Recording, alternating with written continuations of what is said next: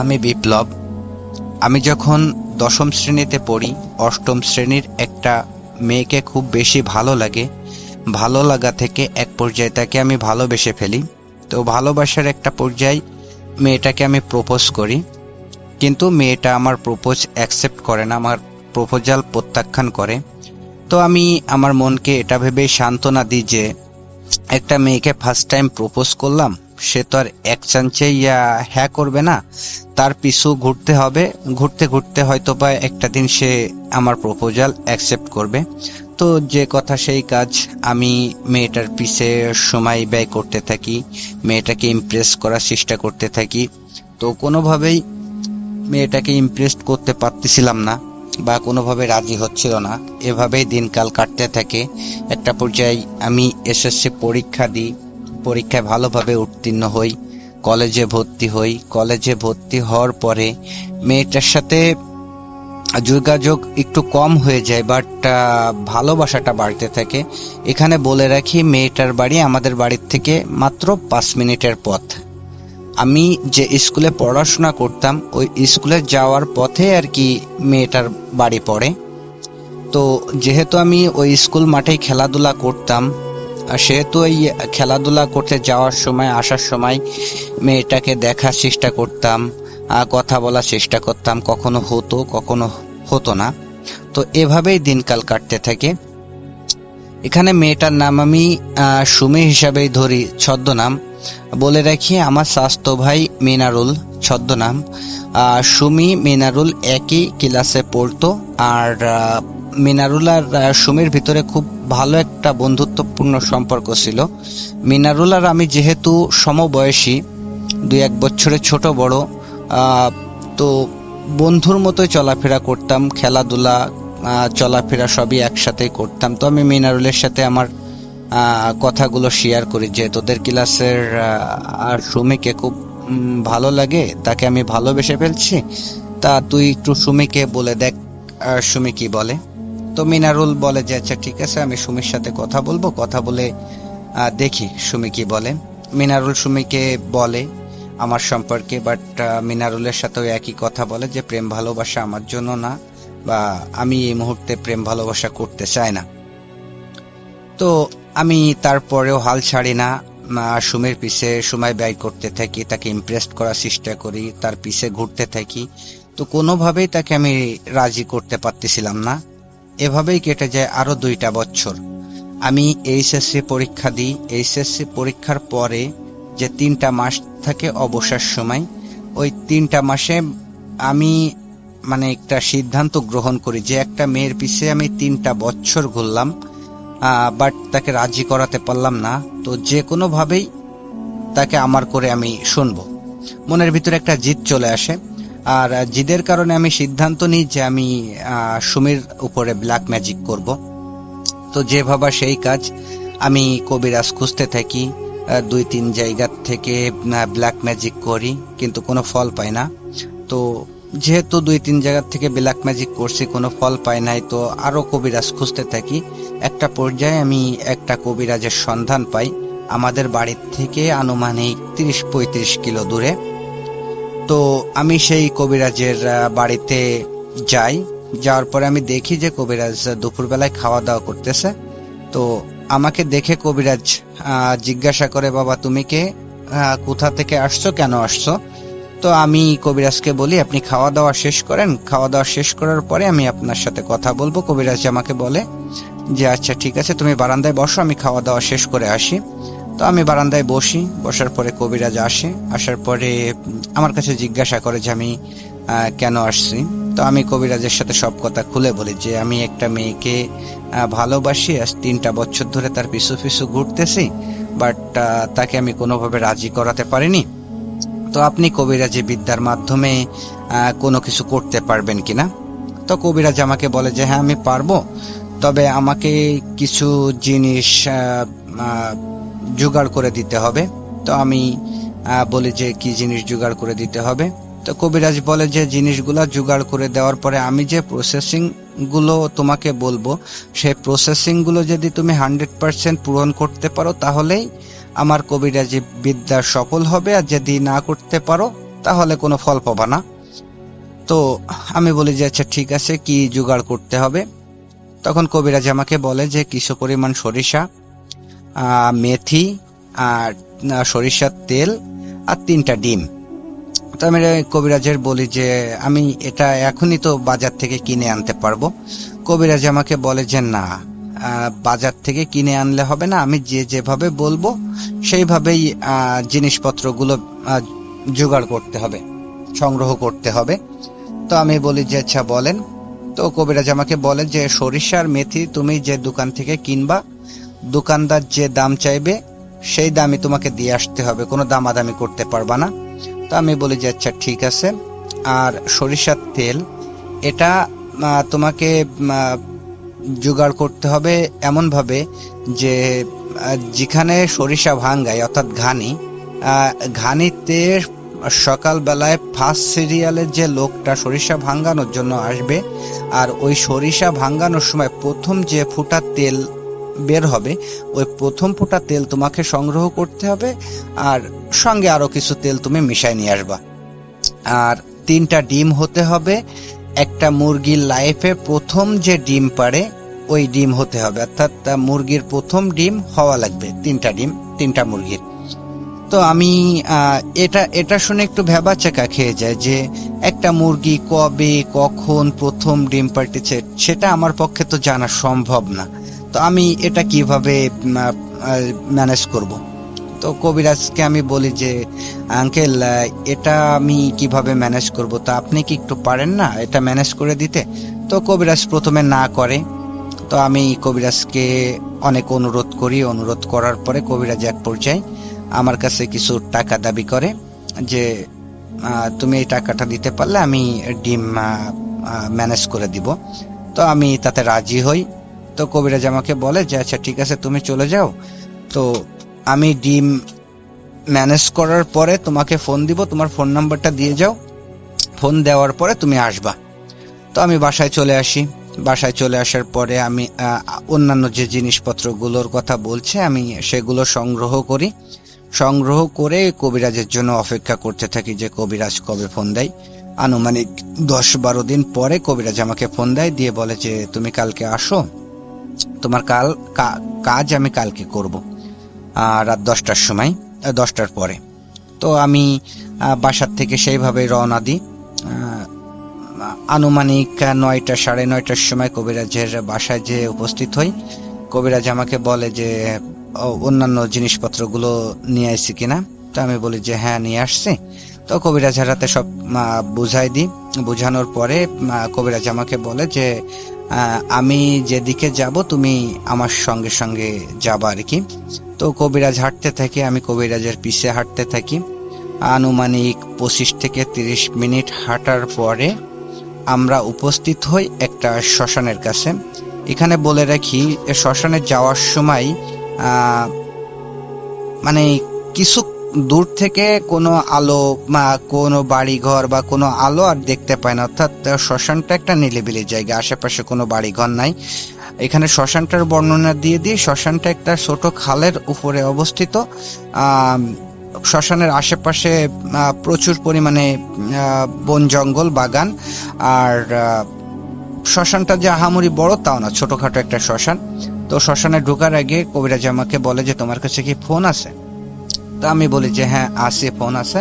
তা কবিরাজ আমাকে বলে যে ফোনটা বন্ধ করো। আমি ফোনটা যখন বন্ধ করি তখন দেখি যে 11টা বাজতে 2 মিনিট বাকি আছে। তো আমরা শ্মশানের ভিতরে ঢুকি। ঢোকার পরে কবিরাজ মাটিতে একটা বৃত্ত আঁকে। বৃত্ত আঁকার পরে আমাকে ওই বৃত্তর ভিতরে বসতে বলে, আর বলে যে এর ভিতরে, এই শ্মশানের ভিতরে যাই হয়ে যাক না কেন, আমি না ডাকা পর্যন্ত তুমি যেন বৃত্ত থেকে বের হবা না। তো আমি বলি যে আচ্ছা ঠিক আছে। তো আমাকে বৃত্তর ভিতরে বসিয়ে কবিরাজ শ্মশানের যে চিতা আছে যেখানে মানুষ পোড়ায় ওর উপরে ওঠে সকল জিনিসপত্র নিয়ে। তো উঠে কবিরাজ তার আসনে বসে। আসনে বসে রিচুয়াল শুরু করে। তো রিচুয়াল শুরু করার 1-2 মিনিট পর থেকেই আর কি শ্মশানের ভিতরে ঝড় শুরু হয়, প্রচুর পরিমাণে ঝড়, এত ঝড় যে সে মনে হচ্ছিল যে সকল গাছপালা আমাদের গায়ের উপর এসে পড়বে ভেঙে চুরে, সেরকম একটা অবস্থা। কিন্তু কোনো বাতাস শরীরে লাগে না, গায়ে লাগে না। তো মানে খুব বেশি ভয় করতেছিল, যার কারণে আমি চোখ বন্ধ করে ফেলি, যে যেহেতু বাতাস আমার গায়ে লাগতেছে না, তো আমি চোখ বন্ধ করে ফেললে তো আর কোনো কিছু দেখতে পারবো না। তো যার কারণে আমি চোখ বন্ধ করে ফেলি। চোখ বন্ধ করে যখনই ফেলি তখনই শুরু হয় অন্য একটি ঘটনা। ঘটনাটা এরকম যে প্রথমে কিছু হাসির শব্দ ভেসে আসে, পরবর্তীতে কান্নার শব্দ, মানে কানের ভিতরে আসে আর কি কান্নার শব্দ থেমে যে শুরু হয় একটা পৈশাচিক চিৎকার। মানে সেই চিৎকারের কথা আসলে ভাষায় প্রকাশ করা কোনোভাবেই সম্ভব না।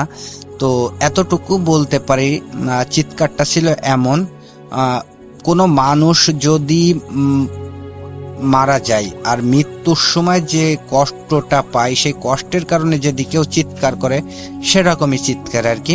তো এমনটাই মনে হচ্ছিল যে শয়ে শয়ে মানুষ মৃত্যু যন্ত্রণায় কাতরাচ্ছে, আর সেই কাতরানোর শব্দটাই কানে ভেসে আসতেছে। তো আস্তে আস্তে শব্দটা বাড়তে থাকে, একটা পর্যায়ে মনে হচ্ছিল যে আমার কান ফেটে যাবে, সেরকম একটা অবস্থা। কোনো কিছু সহ্য করতে না পেরে আমি কান এঁটে ধরি, কিন্তু শব্দের মতোই হয়ে যায়, কান এঁটে ধরলেও কোনো কাজ হয় না। এভাবে কতক্ষণ সময় যায় বলতে পারি না। একটা সময় দেখি যে ঝড়ও নাই, কোনো শব্দও নাই, সবকিছুই ঠান্ডা। তো আমি তখনও চোখ খুলি না।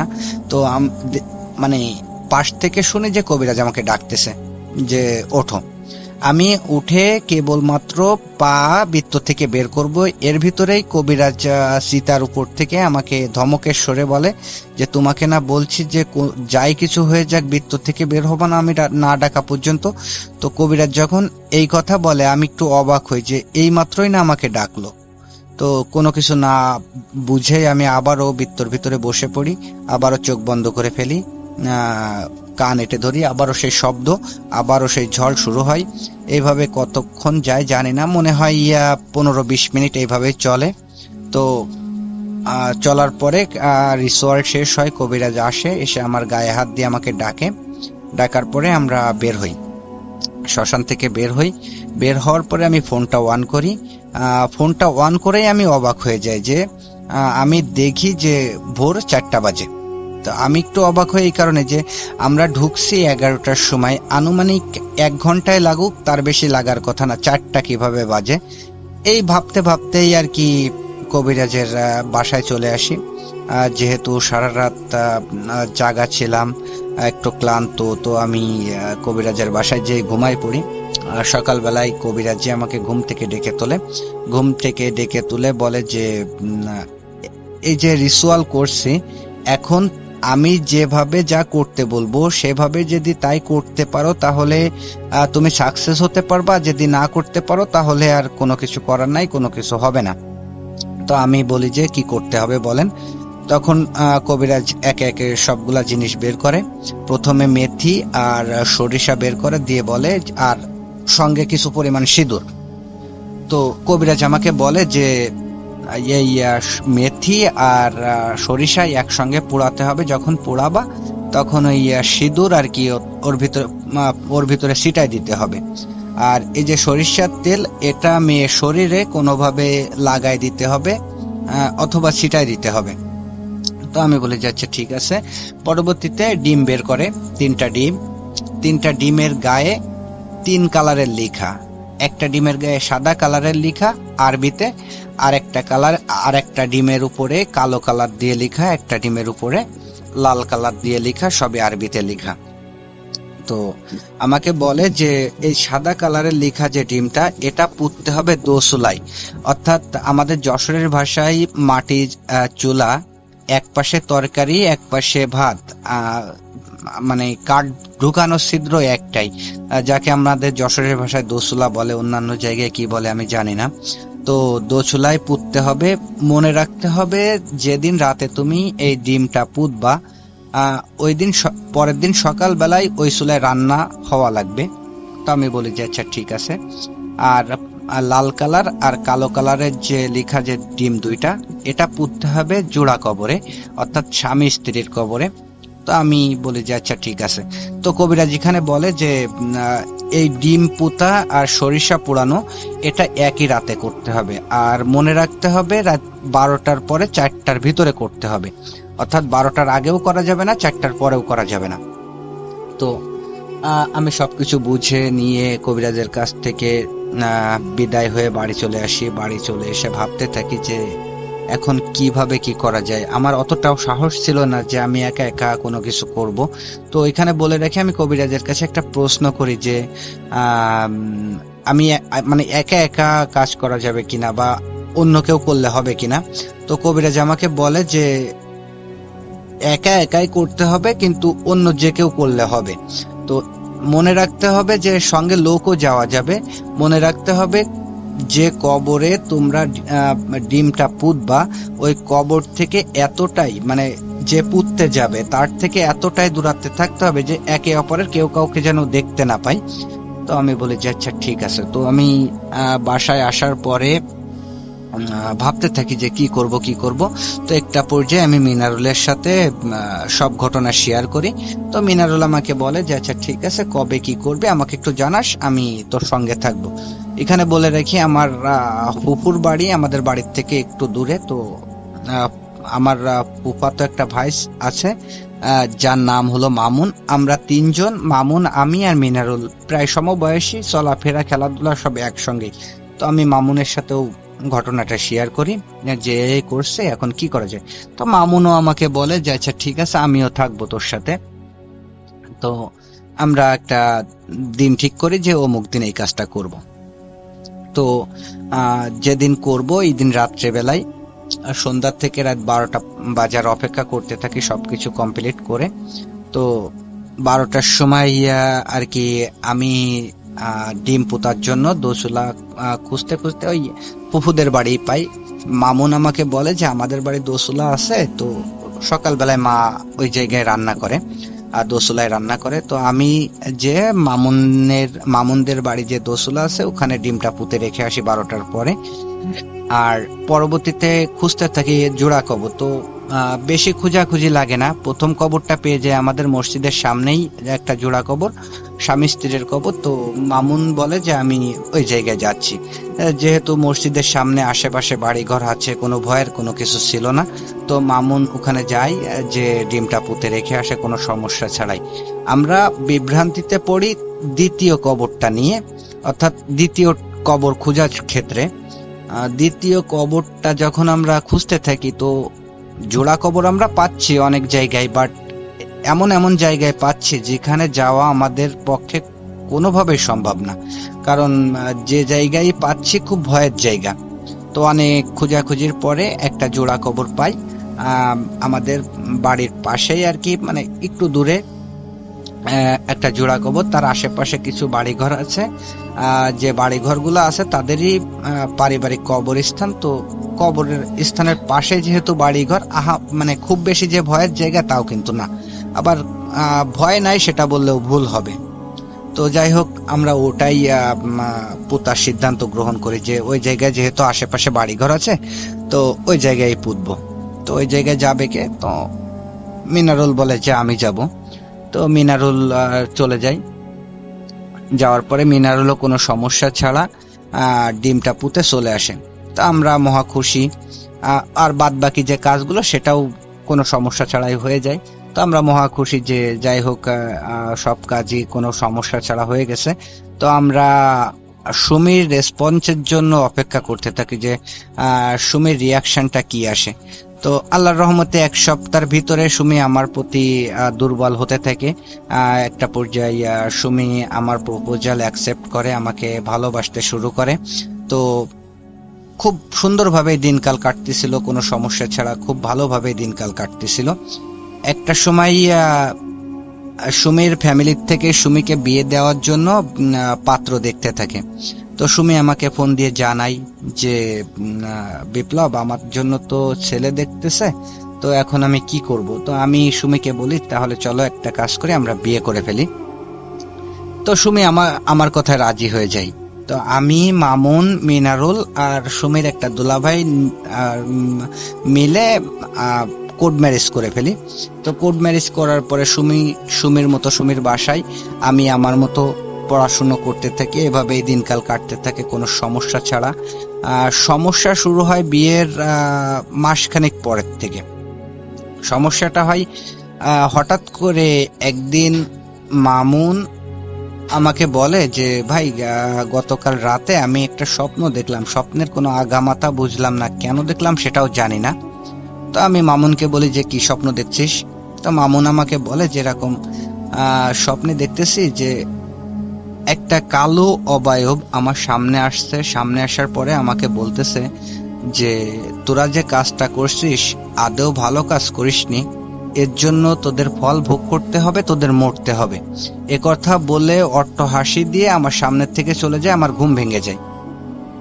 তো আমি মামুনকে বলি যে তুই যে স্বপ্ন দেখছিস এটা হয়তো বা দুঃস্বপ্ন। তো মামুনও আমার কথা সায় দিয়ে আর কি মেনে নেয় যে হতে পারে।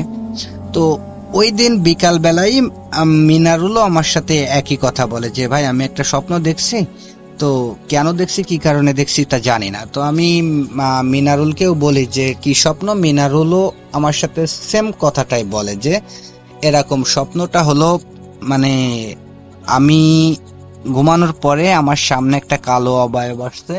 কালো অবয়ব আসার পরে সে আমাকে বলতেছে তোরা যে কাজটা করছিস আদৌ ভালো কাজ করিসনি, এর ফল তোদের ভোগ করতে হবে, তোদের মরতে হবে। এই বলেই অবয়বটা অট্ট হাসিতে ফেটে পড়ে। যখনই হাসতে থাকে তখনই আমার ঘুম ভেঙে যায়। তো এটা শোনার পরে আর কি আমি একটু ভাবতে থাকি যে কেন হলো মিনারুল আর মামুনের সাথে। তো আমি কোনো কিছু বুঝতে পারতেছিলাম না। তো মিনারুলকেও আমি একই কথা বলি যে তুই দুঃস্বপ্ন দেখছিস। এরপরে মিনারুল আর মামুনের সাথে সমস্যা হলেও আমার সাথে কোনো সমস্যা হয় না। আমার সাথে সমস্যা হয় ওর 2 দিন পরে।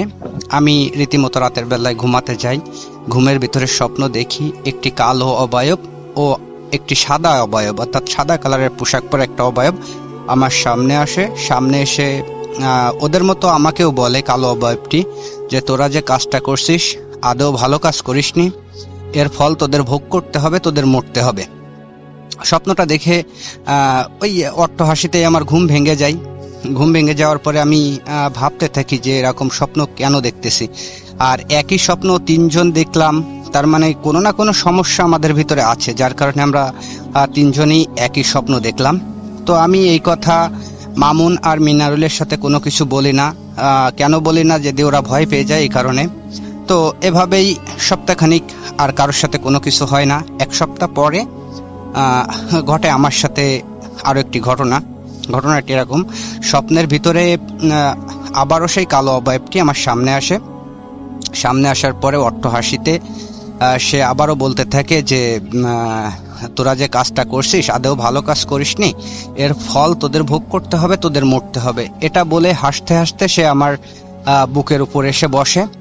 বুকের উপরে যখন এসে বসে আমি চিৎকার করার চেষ্টা করি, হাত পা নাড়ানোর চেষ্টা করি, কিন্তু কোনো কিছুই করতে পারি না।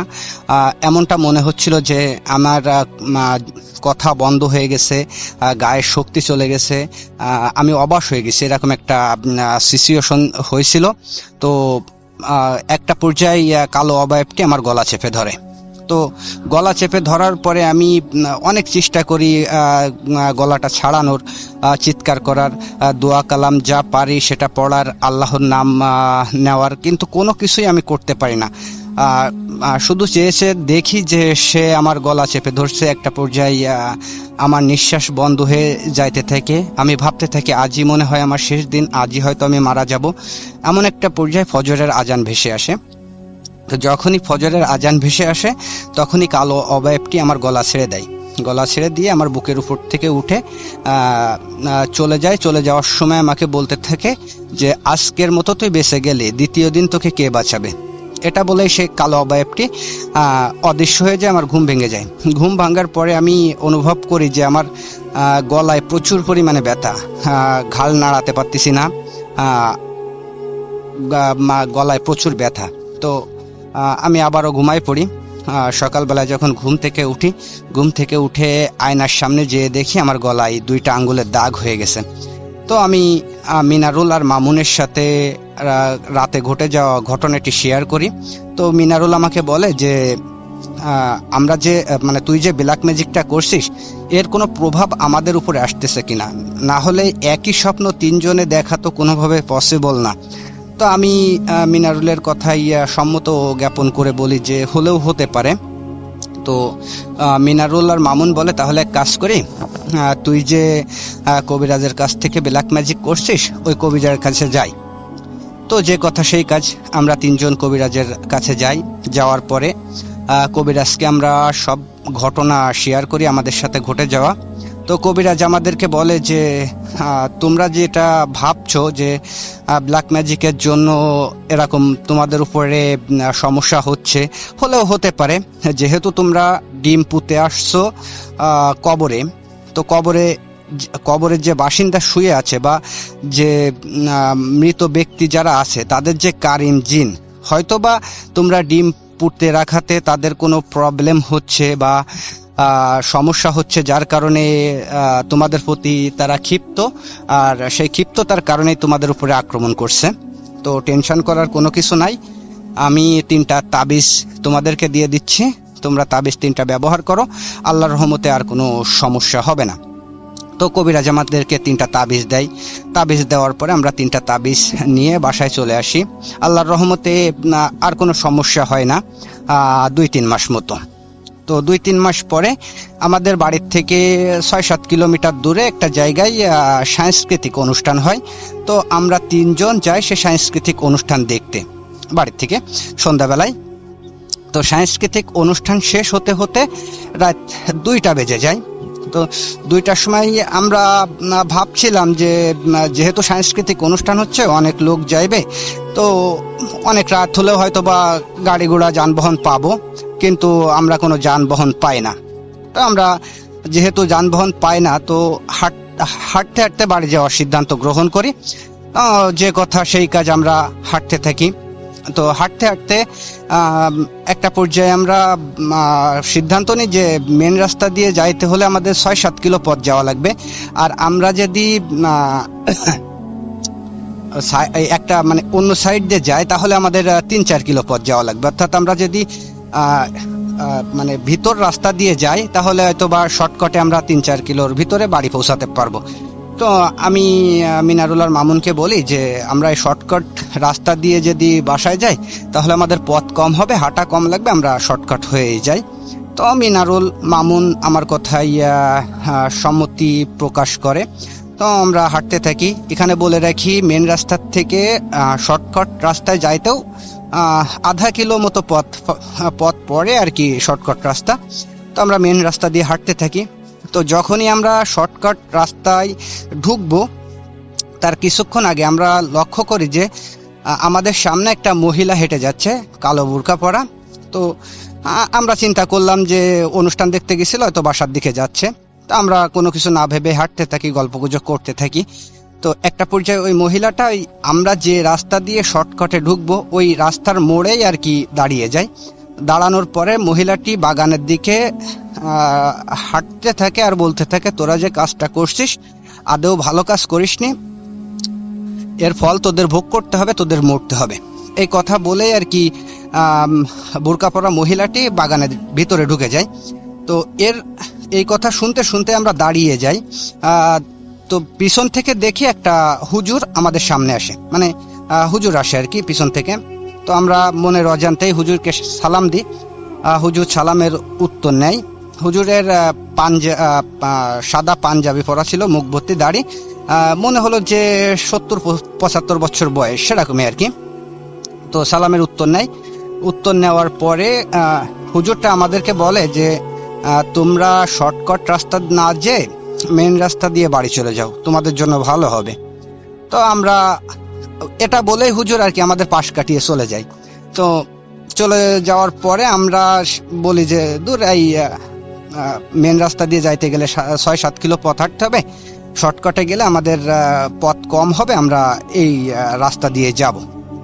তো হুজুরের কথার কর্ণপাত না করে আমরা শর্টকাট রাস্তা ধরি। এখানে শর্টকাট রাস্তার একটু বর্ণনা দিয়ে রাখি।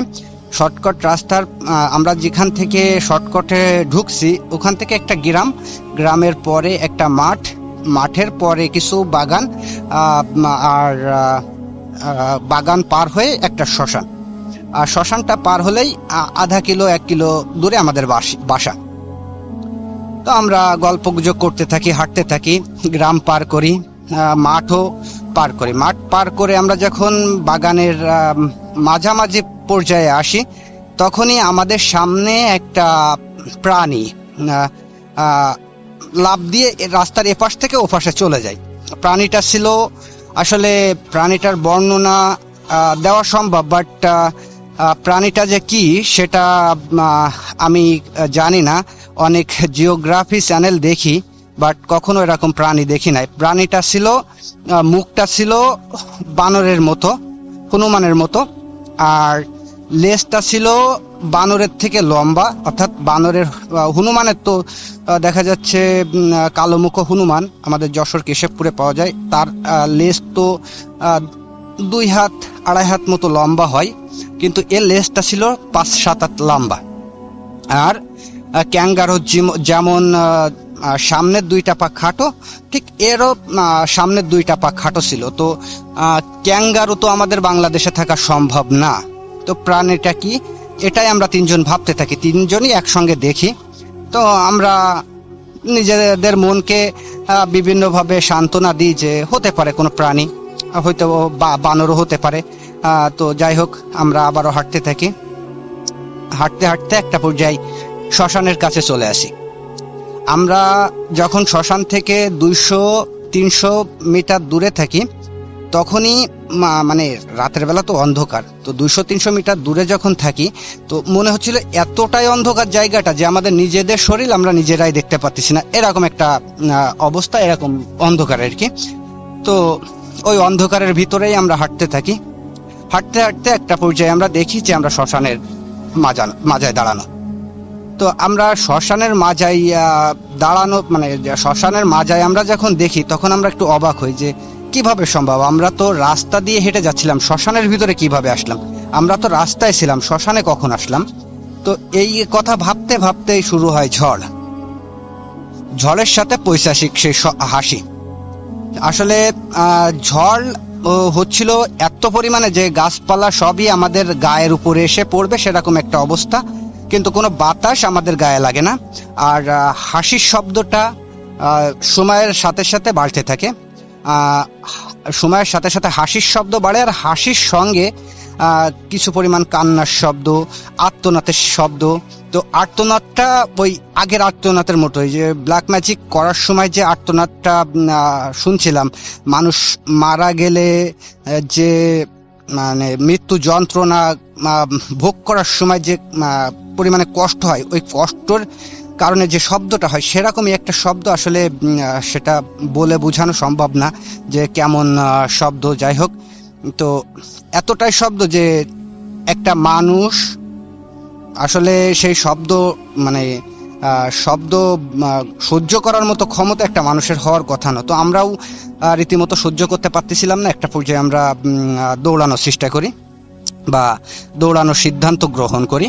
তো 3 জনের হাত ধরে আমরা দৌড়ানো শুরু করি। এখানে বলে রাখি, শ্মশানের দক্ষিণ পাশে মাঠ, তো আমরা মাঠের দিকেই দৌড়ানো শুরু করি।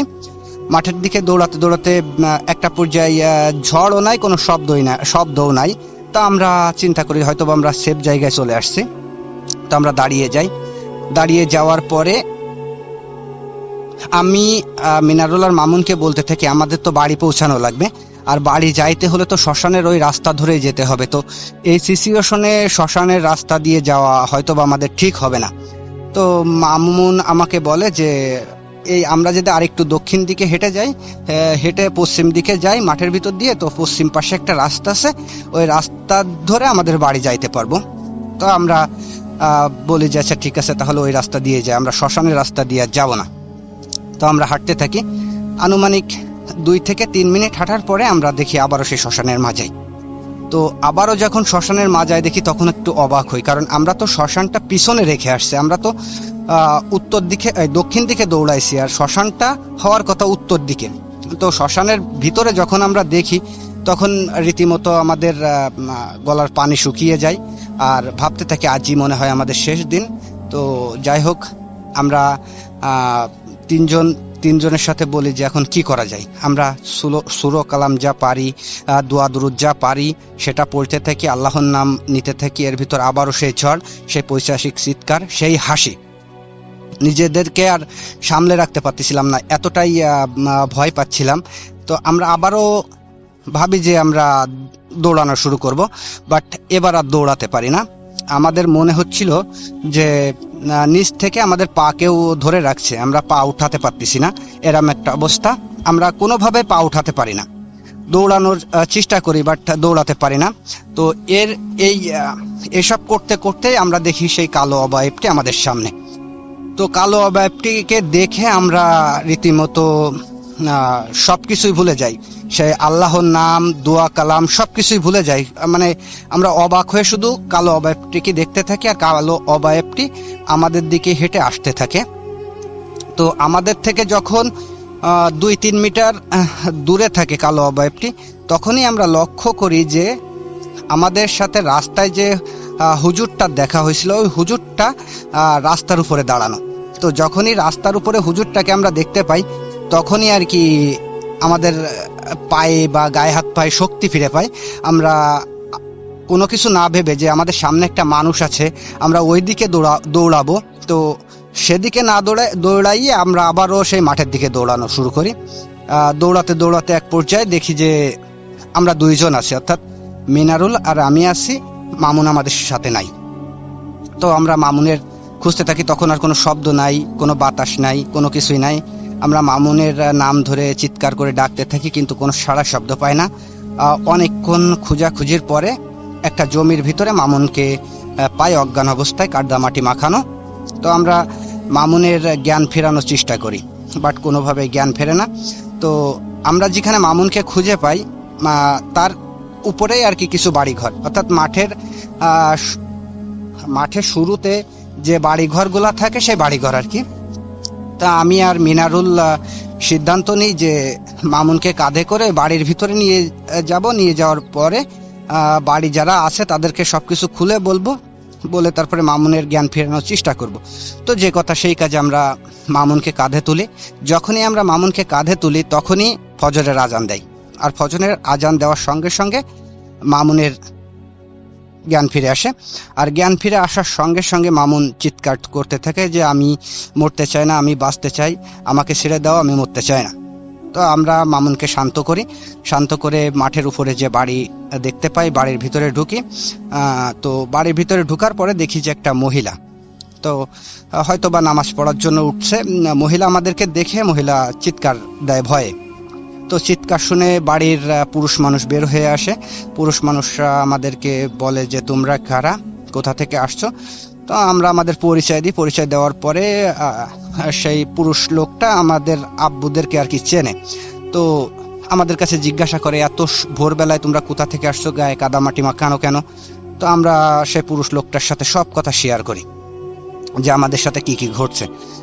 তো পুরুষ লোকটা আমাদের কথা শুনে যে বলে যে আচ্ছা ঠিক আছে, তোমরা এক কাজ করো, তোমরা তো অনেক ভয় পাইছো, তা চলো মসজিদের ইমামের কাছে যাই, ওনার কাছ থেকে একটু ঝাড়ফুঁক করে পানি পড়ে দিবে, তোমরা সেটা নিয়ে বাড়ি চলে যাও। তো যে কথা সেই কাজ, আমরা আমাদেরকে নিয়ে মসজিদে ইমামের কাছে যাই। যাওয়ার পরে ইমাম সাহেবের সাথে সব কথা শেয়ার করি। শেয়ার করার পরে ইমাম সাহেব আর কি আমাদের ঝাড়ফুঁক করে দেয়, পানি পড়ে দেয়। আমরা সেটা খাই। খাওয়ার পরে ইমাম সাহেব আমাদেরকে বলে যে তোমরা বাসায় যাবা, বাসায় যেয়ে গোসল করে তারপরে কিছু খাওয়া দাওয়া করবা, গোসল করার আগে কোনো কিছু খাওয়া দাওয়া করবা না। তো যেহেতু সকাল হয়ে যায় আমরা বাড়ি চলে আসি। বাড়ি চলে আসার পরে বাড়ির লোকজন আর কি আমাদের কাছে জিজ্ঞাসা করে কাদামাটি মাখানো কেন, সারা রাত কোথায় ছিলাম। তো এখানে বলে রাখি, ঘটনার শুরুতে আমি বলছিলাম যে ছদ্মনাম ব্যবহার করা হবে, কেন ব্যবহার করা হবে সেটা ঘটনার ভিতরেই জানতে পারবেন। তো এখানে সেটাই আমি ক্লিয়ার করে দিই যে আসলে আমরা বাড়িতে কোনো কিছু বলতে পারতেছিলাম না, শুধুমাত্র একটাই কারণ, আমি যখন কবিরাজের কাছে যাই ব্ল্যাক ম্যাজিকের জন্য, তো কবিরাজ আমাকে একটা শর্ত জুড়ে দেয়। শর্তটা ছিল এই যে তুমি যে ব্ল্যাক ম্যাজিক করতেছো, এই ব্ল্যাক ম্যাজিকের কথা মেয়ের ফ্যামিলি কিংবা মেয়ে যদি কোনোভাবেই জানতে পারে, তো যেদিনই জানতে পারবে তারপর থেকে তোমাদের ভিতরে দূরত্বটা বাড়তে থাকবে, মেয়েটা এক পর্যায়ে তোমাকে ছেড়ে চলে যাবে, তোমাদের ভিতরে আর সম্পর্ক থাকবে না। তো যার কারণে বাড়ি আসলে আমাদের সাথে ঘটে যাওয়া ঘটনাগুলো শেয়ার করতে পারতেছিলাম না। তো আমরা বাড়ি বলি যেরকম রাতে অনুষ্ঠান দেখতে গেছিলাম, তো মাঠ দিয়ে হাঁটতে হাঁটতে আসছে, তো যার কারণে কাদা মাটি মেখে গেছে। তো বাড়ির থেকে একটু বকাঝকা করে যে সারা রাত বাইরে থাকা। যাই হোক, আমরা গোসল করে খাওয়া দাওয়া করার পরে তিনজন আবার এক জায়গায় হই, মামুন, আমি আর মিনারুল। এক জায়গায় হওয়ার পরে আমরা সিদ্ধান্ত নিই যে আমরা কবিরাজের সাথে দেখা করব আবারও, যে আমাদের সাথে এমনটা কেন হলো। তো আমরা আবারও কবিরাজের বাসায় যাই, কিন্তু দুঃখের বিষয় এবার কবিরাজকে আর বাসায় পাই না। তো কবিরাজের ওয়াইফের কাছে আমরা জানতে পারি যে কবিরাজ ইন্ডিয়ায় গেছে কোনো একটা কাজে, 1-1.5 মাস পরে ফিরে আসবে। তো আমরা আসলে 1-1.5 মাস অপেক্ষা করতেও পারতেছিলাম না, আবার অন্য কোনো হুজুরের কাছেও যাইতে পারতেছিলাম না, যে অন্য কোনো হুজুরের কাছে গেলে বিষয়টা যদি জানাজানি হয়, কোনোভাবে যদি সুমি জেনে যায়, তো একটা ভয়ে অন্য কোনো হুজুরের কাছেও যাইতে পারতেছিলাম না। তো আমরা 1.5 মাস মতো অপেক্ষা করতে থাকি। এই 1.5 মাসে অনেক ঘটনা ঘটে, ছোটখাটো, যেটা আর শেয়ার করলাম না, এমনিতেই ঘটনাটাই অনেক বড় হয়ে গেল। তো ছোটখাটো যে বিষয়গুলো সেটা শেয়ার করলাম না। তো 1-1.5 মাস পরে আমরা আবারও কবিরাজের বাসায় যাই। আবারও দুঃখের সাথে বলতে হয় কবিরাজকে বাসায় পাই না। তো এবার কবিরাজকে বাসায় না পাওয়াতে একটু হতাশ হই যে এখন আমরা কি করব। তো আমরা আবারও বাসায় চলে আসি। সমস্যা কিন্তু হতেই থাকে, ছোট বড় অনেক সমস্যায় হতে থাকে, কিন্তু সেটা শেয়ার করলাম না। এভাবেই দিনকাল কাটতে থাকে। একটা পর্যায়ে কোনো কুল কিনারা পাচ্ছিলাম না যে কি করব, অন্য কোনো হুজুরের কাছেও যাইতে পারতেছি না। তো একদিন রাত্রেবেলায় আমি ঘুমানোর পরে আমার স্বপ্নের ভিতরে দেখি আমরা রাস্তায় যে হুজুরটাকে দেখছিলাম, যে আমাদেরকে নিষেধ করছিল, ওই হুজুরটাই আমাদের স্বপ্নের ভিতরে এসে আমাদেরকে বলে যে তোমরা যে কাজটা করছো, আসলে তোমরা কোনো ভালো কাজ করনি। তো এই সমস্যার থেকে যদি মুক্তি পেতে চাও বা এই সমস্যার যদি সমাধান চাও, তাহলে তোমাদের একটা কাজ করতে হবে। এখন আমি স্বপ্নের ভিতরেই হুজুরকে বলি যে কি কাজ করতে হবে, বলেন, আমি তাই করব। তো হুজুর আমাকে বলে যে তোমরা যে কবরে ডিম পুঁতছ, ওই ডিম দুটো তোমাদেরকে আবার তুলতে হবে, তুলে তোমরা অভয়নগর নোয়াপাড়ায় যে নদীটা আছে ওই নদীতে ফেলে আসতে হবে। এটা বলেই হুজুরটা চলে যায়। আমার ঘুম ভেঙে যায়। ঘুমটা ভাঙার পরে আমি অনুভব করি যে রুমের ভিতরে একটা মিষ্টি ঘ্রাণ। আসলে তেমন পারফিউম আমি কখনো ব্যবহার করি নাই, তেমন সুগন্ধি কখনো ব্যবহার করিনি, আর কারোর কাছ থেকে তেমন সুগন্ধি পাইনি। তো মিষ্টি একটা ঘ্রাণ, অন্যরকম। তো যাই হোক, আমি ঘুম থেকে উঠি সকালবেলা, উঠে মামুনের আর মিনারুলকে ডাকি। মিনারুলের আর মামুনের সাথে আমার স্বপ্নের কথা শেয়ার করি। তারা আমাকে অবাক করে বলে যে আমরাও সেম স্বপ্নটা দেখছি। তো আমরা আর কোনো কিছু ভাবি না, আমরা সিদ্ধান্ত নিই যে ডিম 2টা তুলতে হবে। এখন এই যে হুজুর আমাদের স্বপ্নের ভিতরে বলে গেছে, এ কিন্তু আমাদের ওই কখন তুলতে হবে, রাতে তুলতে হবে কি দিনে তুলতে হবে, এরকম কোনো শর্ত দিয়ে যায় নাই। তো আমরা ওই সকালবেলায় ডিম 2টা তুলে ফেলি। তুলে সেই নোয়াপাড়া অভয়নগর নোয়াপাড়ার যে নদীটা আছে, নদীতে ফেলে আসি। ফেলে আসার পরে আমরা একটু স্বস্তিতে থাকি যে আর হয়তো বা কিছু হবে না, আল্লাহর রহমতে আর কোনো কিছুই হয় না, সবকিছুই সুন্দরভাবেই সমাধান হয়ে যায়। তো আমি, সুমি, মিনারুল, মামুন সবাই এখন সুখে শান্তিতে আছে। আমাদের 2টা বাচ্চা আছে। তো সবার কাছে একটাই অনুরোধ করব, কেউ কখনো ব্ল্যাক ম্যাজিক করবেন না। ব্ল্যাক ম্যাজিক হয়তোবা সাময়িক আপনাকে শান্তি দিবে, বাট যতটুকু শান্তি দিবে তার থেকেও বেশি পরিমাণ অশান্তি দিবে বা কষ্ট দিবে।